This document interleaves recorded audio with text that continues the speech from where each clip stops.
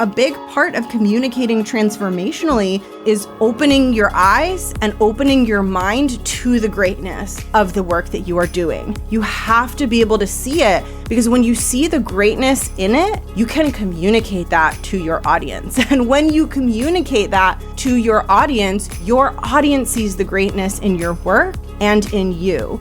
And let me tell you, no matter where you sit in an organization, no matter what role you have, no matter what you are doing, your work is transformational.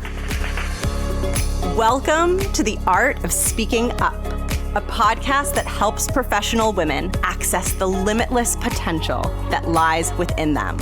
I'm your host, Jessica Guzik, and my mission is to help you find that spark inside you that has the power to transform your career in ways you may not have thought possible. I'm so excited that you're here. And now, on to the show. Welcome to the podcast. Thank you so much for being here. I'm Jess. I am a New York Times featured podcaster and a coach for women, and we are here to help you build confidence, to help you speak like a leader, and to help you elevate into bigger roles in your corporate or 9-to-5 career. And today we're talking about probably one of the most important things that is going to move the needle for you professionally, and that is your ability to communicate in a way that is going to be really engaging and really impactful for an audience of leaders or executives or higher up people at your company. A lot of people think that in order to do this, you have to be really naturally gifted at verbal communication, and they think about this as something that's really hard to learn to do. And in today's episode, I want to simplify it for you. And I want to show you that it can be easy. And I also want to encourage you to really give it your all and go all in when it comes to developing a strong communication style, because there are so many benefits that you experience when you know how to share information with your boss, with leaders, with executives in a way that's really going to resonate. I remember in my corporate career, one of my absolute favorite things, and one of the things that made me feel so powerful, was knowing that when I got in a room with leaders, I knew how to share my work with them in a way that was going to get them excited and interested and optimistic about the future. I just loved being able to create that energy in a room, and that is what I want to help you do. Not only because it's really satisfying and empowering and really fun to know that you can bring that excitement and that sense of forward momentum when you're sharing your work with people and when you're communicating, but also because when you're able to do that, your work has a bigger impact. You get better engagement when you're having conversations with executives. You're able to move your work forward at a faster pace. And all of that compounds over time to you developing a really powerful reputation and you growing faster within your company. This was one of the reasons I got rapidly promoted in my corporate career, was because I loved sharing information with leaders in a way that was going to get them feeling fired up about it. And that's exactly what we're talking about in today's episode. And I'm going to be teaching you a shift that I work on quite a bit with my clients that I know is going to help you, because I see this over and over when I'm supporting the women through my one-on-one coaching and through my group. The shift that I help them with and that I'm going to be talking you through in today's episode is the shift from a transactional style of sharing information to a transformational style of sharing information. In today's episode, I'm going to walk you through the difference between transactional information sharing versus transformational information sharing. I'm going to teach you what those are. We're going to use a simple analogy to understand the differences between the two of those things. And then I'm going to tell you how to make this shift. And I'm going to give you some tips and advice on how to shift from transactional to transformational. Even just hearing the words, right? Transformational sounds way better than transactional. That is what we want for you, and that is what you're going to learn in today's episode. Before we dive in and before I walk you through the analogy, I have two super quick announcements about what is coming up in the pipeline. There are two really exciting things coming up in the pipeline. The first is a free video training that I have been working on for a while. It is almost ready. It's probably going to come out in the next couple days, so keep your eyes peeled. It's called the Unstoppable Voice Training, and I created this training because I wanted to fire you up to believe that you are capable of developing a confident voice. And I also wanted to teach you some simple tools to help you articulate your thoughts clearly, to help you speak in a way that's going to resonate with leaders and executives, and to help you feel more confident speaking up and taking up space, especially in group settings. Keep your eyes out on the podcast. I'm going to be dropping an episode in the feed in the next day or two announcing the release of this free training. And the second announcement is to mark your calendar for June 24th. I will be opening enrollment for my signature group program, the Art of Speaking Up Academy. This is where I work with you to help you build confidence and develop a crisp, compelling verbal communication style. The reason I work with you both on your self-confidence and your verbal communication is because they go hand in hand. When your confidence grows, your verbal communication gets better. And when you learn verbal communication tools and frameworks, your confidence grows because you know you're doing it right. So it helps you enter into this upward spiral where you're feeling confident, you're speaking up more effectively, and all of those things start to have a really positive impact on your career. So mark your calendar and make sure that you are tuning into the podcast over the next couple weeks, as I will be sharing more information and announcing the opening of the enrollment period. So the takeaway from both of those announcements is just stay tuned to the podcast. There's lots of good, exciting stuff coming. And with that, let's get deeper into today's topic and let's talk about the difference between transactional communication versus transformational communication. And I have the perfect example to help you with this. So here is what I want you to imagine. I want you to imagine that you need to purchase a phone charger. You need a new phone charger, and you are not allowed to buy it on Amazon or order it, because that would be my first instinct if I needed a charger. You have to go buy it in a physical store. Now, you have two choices for where you can buy your phone charger. So I'm going to give you the two choices, and then you get to choose where you want to purchase the charger from. So choice number one is a gas station convenience store. And I want you to imagine the type of gas station that's on a very remote, not very heavily populated area or strip of highway. So there's not a lot around it. It's connected to a gas station that maybe looks a little bit old, maybe a teensy bit dilapidated, maybe like it's overdue for some updates, possibly a renovation. And it has a convenience store connected to it. And inside that convenience store, they sell phone chargers. You can purchase a phone charger in that convenience store. That is option number one. Option number two for purchasing your phone charger, and this is the exact same charger. So you're not getting a different charger in the different stores. You are just choosing where you want to buy the charger from. So option two is you can buy the charger from an Apple store. So you've probably been in an Apple store. You can probably picture what they look like. It's just a standalone Apple store that you can walk into and buy the charger.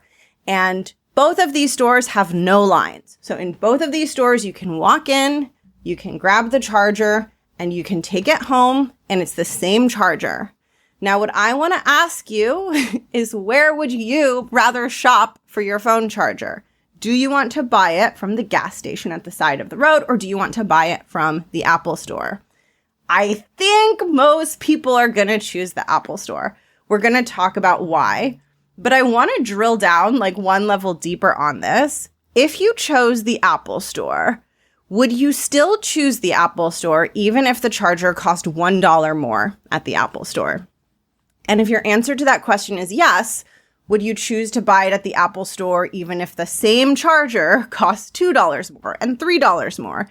Anyway, keep on raising the price differential until you find your point where you would choose the convenience store. But I'm getting away from myself with this analogy. The whole point of this analogy is that even though we are buying the same product, it's an identical charger, we might prefer to buy it I think, at the Apple Store, because going to the Apple Store is just a nicer, more beautiful experience than going to a convenience store. Assuming that you don't have to use the bathroom or anything like that, assuming that's not a consideration. I don't know about you, but I would choose the Apple Store. It's so much nicer. It just makes you feel better when you walk in. And the reason I'm asking you this question is because a gas station convenience store and an Apple Store are the perfect way to understand the difference between an experience that is transactional versus an experience that is transformational. So the gas station convenience store is more of a transactional shopping experience. If you even think about a convenience store connected to a gas station on the side of the road, they're not planning to get a lot of repeat people shopping there because it's a lot of people passing by, right? So even in that way, it is more transactional. People aren't going in there to have an experience or spend a lot of time. When you go to a gas station convenience store, you're there to get in and get out, right? You need your Diet Coke, maybe you need a bag of Doritos or whatever it is you're going in there for, but you're not going in there to hang out the way you would in an Apple Store. You've got a transaction to make, and that's all you're interested in. Whereas when you go into an Apple Store, it's much more of a transformational experience. Yes, there is a transaction involved because, in the example I shared, you're going in there to purchase this phone charger, but the experience of going in for that transaction can feel quite transformational. When you enter into the Apple Store, you feel good. The store itself is beautiful. The layout feels expansive. And there's something about it that makes you want to hang out and stay there. There's something about it that makes you want to look around at what else they're selling and explore what they have. There's something about it that makes you want to buy more than you intended to buy when you first walked in. I mean, how often do you just walk into an Apple Store and you see all the stuff laid out and you want to play with it and pick it up and you start thinking do I want this? And it's because of the feelings that get stirred up within you when you're in that environment. So the Apple Store is a very, very different experience than a convenience store, even if you are going in to purchase the same exact product. And maybe you'd even be willing to pay $1 or $2 more just to have the experience of going into the Apple Store. What this example illustrates is that we can have the same exact item that we are purchasing, but if we are purchasing it in an environment that feels more transactional, it's not going to be as good an experience as if we purchase it in an environment that feels more transformational. The same exact thing is true about your verbal communication. You could have the same exact project update, the same exact proposal, the same exact research or data to share with your boss, to share with leaders, to share with your audience. If you present it in a transactional way, your audience is not going to be as wowed or as dazzled as they would be if you were to present that information in a transformational way. And what I love about the Apple Store gas station analogy is that it shows you that it doesn't matter if the product is exactly the same. It's the way that the product is presented and the overall experience that you have shopping for the product. This is really, really important because a lot of us, and this has happened to me before, a lot of us in our corporate careers, we can get stuck in the trap of thinking that our work should speak for itself and thinking that it's about just doing the work and being a hard worker and executing. But the gas station example shows us that we could have the same exact work product, but if it is not presented in a way that feels inspiring and transformational to the people around us, they're not going to have as good an experience with it. And the flip side of that is true as well. When you learn to present information in a way that is transformational, your audience has an elevated experience, not just with your work, but with you. They see you as more capable and as more of a leader. So the goal here is to take your information and elevate it from transactional to transformational. And the key element of what makes something transformational is that it elicits and evokes feelings of optimism, excitement, eagerness, and possibility in the minds and hearts of your audience. Very similar to the Apple Store, as soon as we walk in there, we have a lot of feelings. We are excited about the devices. We are curious about what we might be able to do with them. And those feelings, that excitement, that curiosity, it makes us want to buy the devices. Similarly, when your audience feels excited and curious about your work, they want more of it, right? And they feel more deeply invested and interested in it. So the goal of transformational communication is to make your audience feel something, to make your audience feel something good. And this is so important. And this is just like a weird thing about humans, but your audience and the way they feel isn't going to come from the information itself. Just like our feelings shopping for the charger don't come from the charger itself. Our feelings come from the experience of buying the charger. Similarly, your audience's feelings are going to come from not the information itself, but the way that the information is shared with them. Now, I know you might be thinking, and even I'm thinking, like Jess, like, of course the information itself can have an emotional impact on your audience. Yes, this is true. The cold, hard facts, the cold, hard information without any sort of transformational packaging could have an emotional impact on my audience. But if I assume that it won't, and if I assume that it is never enough to just have the information presented in a barren transactional way, if I assume that I never want my executive audience shopping at a gas station convenience store, then I am always going to work harder to make sure that I'm elevating my communication to a transformational level, which means that even if the information I'm sharing is inherently exciting, I'm going to elevate it even more. I'm going to make it even more compelling to them.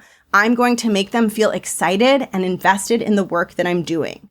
Now, I want to walk you through the shift from transactional to transformational, because hopefully at this point you can see how important it is, and you might be wondering, okay, how do I do it? So I want to talk about how you do it, and specifically, I want to talk about 3 shifts that are going to help you take your communication from transactional to transformational. So the 3 shifts are: number 1, an identity shift. This is so important. Number 2, a mindset shift, equally important. And number 3, a communication shift. So let's start with number 1, an identity shift. Now, the Apple Store is a much more compelling shopping experience than the gas station convenience store. And I can virtually guarantee you that one of the reasons that this is true, not all of the reasons, but one of the reasons this is true is because the Apple Store and the people who make the decisions about the Apple Store have a very different identity than the people who make decisions about the gas station convenience store. Apple views itself as a premium customer brand. It holds itself in high regard. It takes its brand and its marketing and its vibe very, very seriously because of its identity. It thinks of itself as having a very important brand identity. And because it thinks of itself that way, Apple and the people who work there and run it expend a lot more time and resources thinking about the customer experience. Whereas a gas station convenience store, nothing against it at all. We are all wonderfully served by convenience stores. We've all probably shopped at them and they've all been really helpful to us. But when it comes to their marketing and how they think about themselves, they probably don't have an identity as like, I want to be the top premium convenience store in my locality. And that's then reflected in how everything is run and presented. So your ability to communicate in a transformational way starts with an identity shift. Are you identifying more like a gas station convenience store, or are you identifying like an Apple store? When you're identifying like an Apple store, you are seeing yourself as a leader, you are taking yourself seriously as a leader, and you are viewing yourself as someone whose goal is to create a transformational experience for your audience. And it comes from the fact that you view yourself in very high regard. You are not just there to be a convenience store and transact information. You are there to inspire people and get people on board with the work that you're doing. I guarantee you, when you feel that impulse within yourself to get people excited, to inspire people, to not just share information, but to lead, it's going to change the way that you present the information. So the first thing that I want you to ask yourself is, how would I run this meeting? How would I update my boss? How would I share this information differently if I took myself very seriously as a leader? If I took my reputation as a leader as seriously as Apple takes their reputation as a market leader in the consumer electronics space, what might I do differently? When we hold ourselves in that higher regard, we mentally put more effort and more heart and soul into the way we present things. It just happens naturally. And this leads perfectly into the second shift, which is a mindset shift. And this goes hand in hand with the identity shift. When your identity elevates to the identity of a leader who is not just there to transactionally share information, but who is there to elevate and uplift and inspire, then naturally you start thinking about sharing information in a very different way. So the transactional mindset that a lot of people start out in is, I have this information. How can I relay it to my audience in the clearest way possible? Now listen, there's nothing wrong with trying to relay your information clearly. That's a great question to ask yourself. And I'm sure Apple asks themselves that question too. How can I make it clear and easy for everyone to find what they need in the Apple Store? But you want to go a step beyond that, and you want to ask yourself, how can I get my audience invested? Beyond me just sharing the information, how can I get them excited about this? How can I get them to have a dialogue with me about this? How can I get them to a place where when I end this meeting, they are mentally waiting and eager and excited for the next update on this piece of work? How can I get them to a place where when they see that invite added to their calendar and they see that they're meeting with me again to go over this project, they are like, yes, I was waiting for that. I can't wait to be in the room with her. How can I get them there? And as you ask yourself that question, that leads you into the third shift, which is a shift in your communication. You want to shift from focusing only on the content to talking about the bigger why behind the content. As a leader, your job is not just to relay the content and information to your audience. Your job is to move and inspire your audience into action. This is one of the key differences between individual contributor and leader. Individual contributor is just responsible for the deliverables, but a leader is not just responsible for the deliverables, but responsible for getting people invested in helping to create those deliverables. And one of the most powerful ways you will do that is you will think about your audience and think about your stakeholders, and you will look at the information that you are sharing with them, and you will ask yourself the question of why. Why is this exciting? Why should they care about this? Why should they want to be involved in this? You have to answer those questions for yourself, and then those answers to those questions become part of your talking points. So for example, let's say you're doing a project proposal. A very transactional way of sharing the project proposal would be you share the timeline, you share the budget, you share the milestones, you share the deliverables, you share the working team. That's a very transactional way of sharing the information. But if you want to elevate it and you want it to feel transformational for your audience, you want to ask yourself, why? Why should we do this? Why should they be excited? Why are we excited about that? And you might start to come up with new perspectives and ideas that weren't previously in your talking points. Ideas like, this is going to help us with our marketing. This is going to help us with our revenue goals.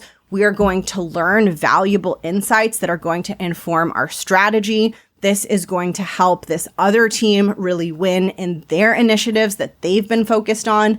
And now all of a sudden you have this rich breadth of talking points that you can hit on when you're sharing this proposal that are going to impact your audience at an emotional level. And you will see that when you build those things into your communication, your audience is going to have a transformational experience because they're not just taking in the data, they're now invested on going on a journey with you, led by you, and they're in a transformation process with you because you have showed them how your work is transformational.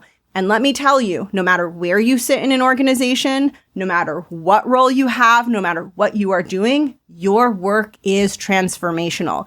And especially if your work is going in front of leaders, there is absolutely no way in heck that it is not transformational. And if you don't see your work as transformational, I want you to practice starting to see it that way. And I want you to ask yourself, how is my work transformational? Why is my work being put in front of these leaders and executives whose time is really, really valuable? Why is it going on their calendar? It must be important. Let me understand why. Because so many of us, especially as women, we devalue our own work. We underplay what we're doing, and then we struggle to see it for all that it truly is. We struggle to see how important and how impactful our work is. And I don't think it's because, you've done anything wrong or as women, we've done anything wrong. I think a lot of it is conditioning to be humble and to stay small. And because of that, I think sometimes we don't even perceive the greatness of what we are doing. And so a big part of communicating transformationally is opening your eyes and opening your mind to the greatness of the work that you are doing. You have to be able to see it, because when you see the greatness in it, you can communicate that to your audience. And when you communicate that to your audience sees the greatness in your work and in you, right? I am sure that Apple can see its own greatness. That is how they bring their products to a level of greatness and excellence. It does start with you being willing to see it. And I know that this can feel really uncomfortable. It can feel really scary. As women, we are just told that it's gross and yucky for us to brag or take up space or think we're awesome. And we have to just be willing to fight against that, willing to be uncomfortable, willing to go to that mental place where we can see the incredible nature of what we are doing. From that place, your communication is going to change. You're going to speak about yourself and your work in a much higher regard, right? Just like an Apple store has such a high standard for how the store looks and how they lay out products, they would never do it like a gas station convenience store. Similarly, when you see yourself in high regard, you will have an enormously high standard for how you share your work and talk about your work. You will talk about it as if it's amazing, because it is amazing. You can do this. And if you take one thing away from this episode, I want your takeaway to be, what about my work is great? Where is there excellence built into the work that I'm doing? Why is it incredible and important? And how can I highlight that for my audience? And the last thing I'll say on this is sometimes people feel like, well, I don't want to just brag about me and my work. How is that helpful to my audience? Remember, you're not bragging, you're getting them excited about them, right? So when we go into an Apple store, we're not like, ew, Apple's so braggy. They think so highly of themselves. They design the store so amazingly. That's not what we're thinking. We're thinking, I love this. I want to buy all these products. So just remember that when you elevate the way that you talk about your work, your audience gets excited for themselves. It's not going to look like you're just this self-focused, self-obsessed person. It's going to just create a really compelling experience for your audience. Thank you so much for tuning into today's episode. I had a lot of fun sharing this with you. And if you want to go deeper into this, if you want to work with me to learn how to take your communication from transactional to transformational, and you want to get in the weeds on this and master this and study this and practice this and just get really good at this and feel really confident about your ability to hold your own when you're sharing your work with leaders, we're going to dive into this really deeply in the Art of Speaking Up Academy. Module 3 of the program is called Executive Communication, and that is where you learn how to adjust your verbal communication so that it's powerful and compelling for executives and so that you can go from transactional to transformational. Like I said, keep an eye out. Doors open on June 24th. And if you want to make sure that you don't forget to join, just add yourself to the waitlist so you get an enrollment invite straight to your inbox. You can do that at jessguzikcoaching.com/academy. I will drop the link in the show notes. And don't forget that my free training is coming out in just a couple of days. I can't wait to share it with you, and I'll talk to you soon. Bye.